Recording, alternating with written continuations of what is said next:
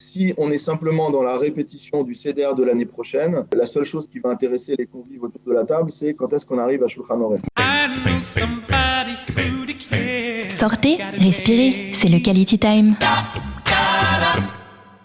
Le Seder, et pendant le Seder, bien entendu, on se retrouve en famille et on a envie justement de profiter de cette soirée du Seder pour faire des commentaires sur la Haggadah.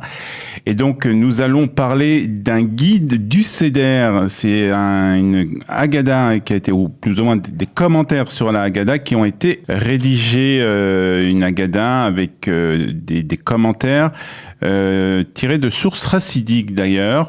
Emmanuel Ifra va nous expliquer dans quelques instants comment il a rédigé ses commentaires. Emmanuel, bonjour.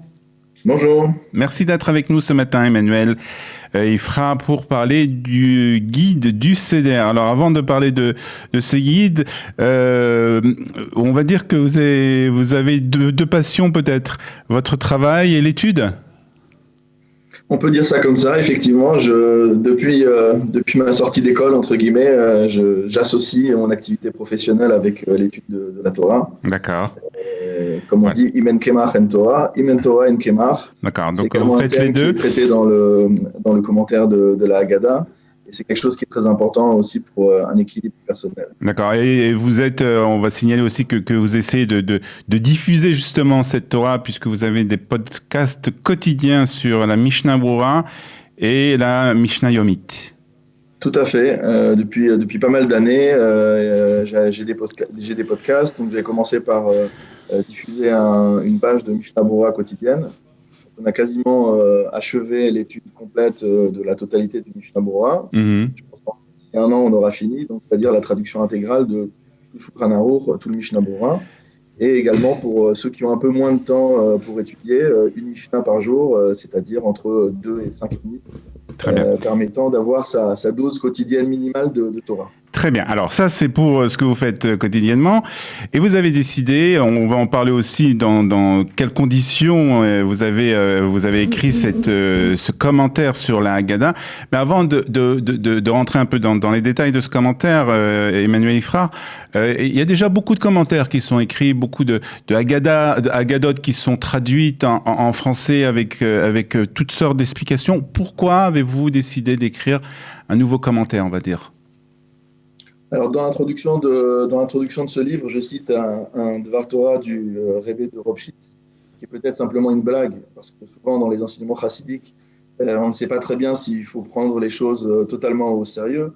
Mais en tout cas, le Rebbe de Ropshitz a reçu une question qui est la même que la vôtre, à savoir pourquoi tous les ans on imprime des nouvelles Haggadot avec des nouveaux commentaires, etc.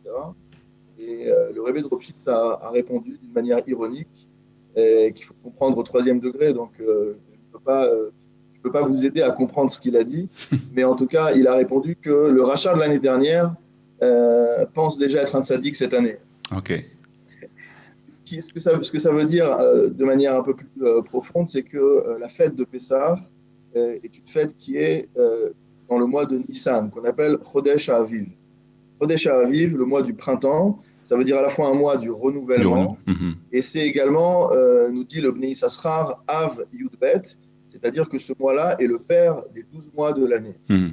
Et je pense que du point de vue spirituel, lorsqu'approche la fête de Pessah, se réveille en nous une volonté de renouvellement, de rajeunissement. On doit être chaque année plus jeune que l'année précédente. Et donc, il y a ce désir de rajouter de nouveaux commentaires, d'avoir de nouvelles lectures, etc. Et c'est un peu d'ailleurs grâce à cela que je suis arrivé à la rédaction de cette ouvrage. Alors, en gros, ce que vous nous dites, c'est qu'on peut pas, la soirée du Seder de l'année dernière ne doit pas ressembler à cette soirée qu'on va vivre la semaine prochaine.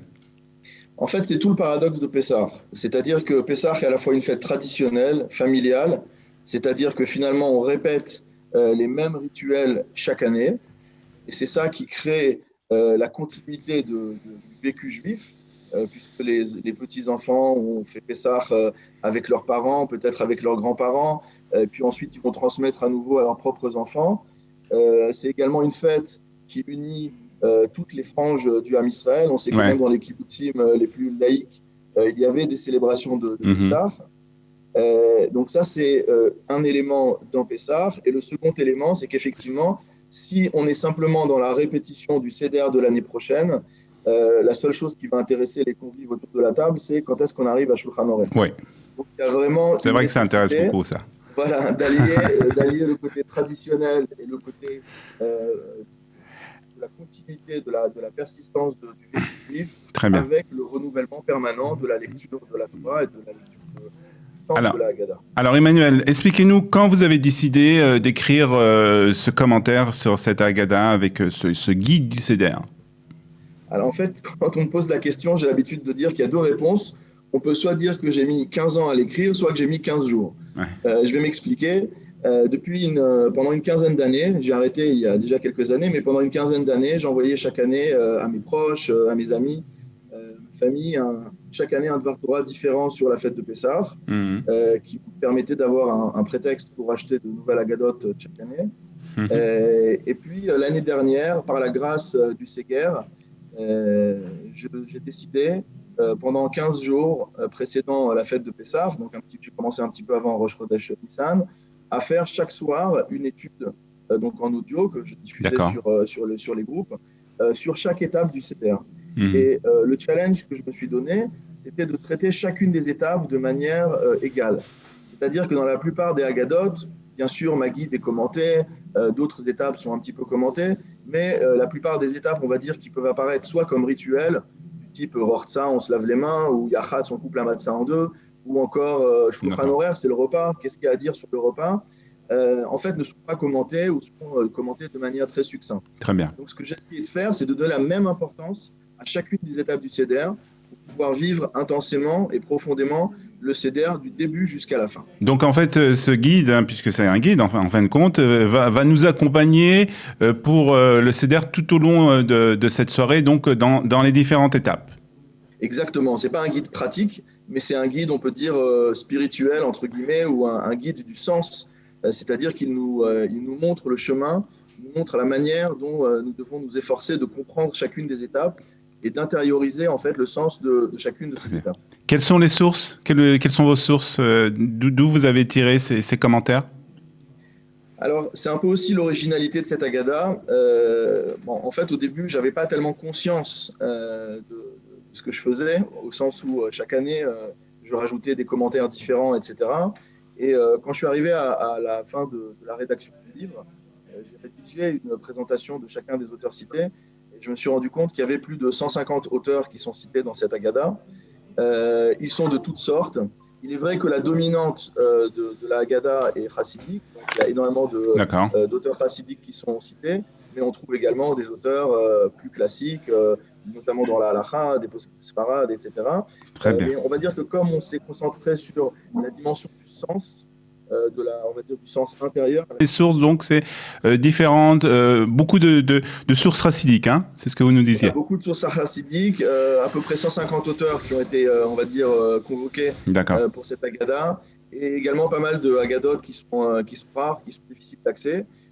Et je pense que pour beaucoup, ces enseignements n'ont jamais été présentés en français. Très bien. Évidemment, de Haggadot en anglais ou en hébreu qui abordent cette vision de la Haggadah, mais en français, je pense que c'est assez limité.